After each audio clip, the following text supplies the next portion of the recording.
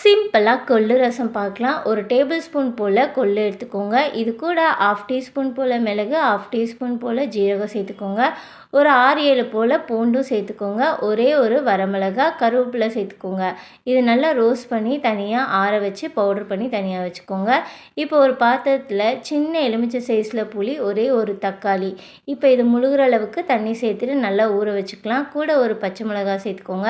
இது ஒரு 10 நிமிஷத்துலேயே நமக்கு அந்த புளி ஊறி வந்துடும். இது மாதிரி கரைச்சி தனியாக எடுத்து வச்சுக்கோங்க.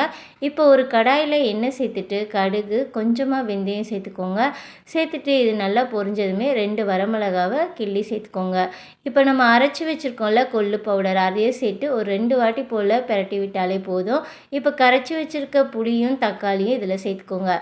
சேர்த்துட்டு ஒரு வாட்டி மிக்ஸ் கொடுத்துட்டு இப்போ நம்ம இதில் கொஞ்சம் மசாலா பொருட்கள் சேர்க்கலாம்.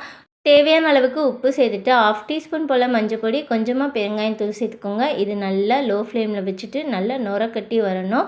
இதுக்கு மேலே கொஞ்சமாக கொத்தமல்லி தூவிக்குங்க. அடுப்பு ஃபாஸ்ட்டில் வச்சிங்கன்னா டக்குன்னு நுரக்கட்டிடும். ஸ்லோவில் வச்சு நுரக்கட்டி எடுக்கும் போது செம்ம டேஸ்ட்டாக இருக்கும். ட்ரை பண்ணி பாருங்கள். கோல்டு இருந்தால் உடனே கேட்கும். கண்டிப்பாக ட்ரை பண்ணி பாருங்கள். வீடியோ பிடிச்சா லைக் பண்ணி, ஷேர் பண்ணி, சப்ஸ்கிரைப் பண்ணுங்கள்.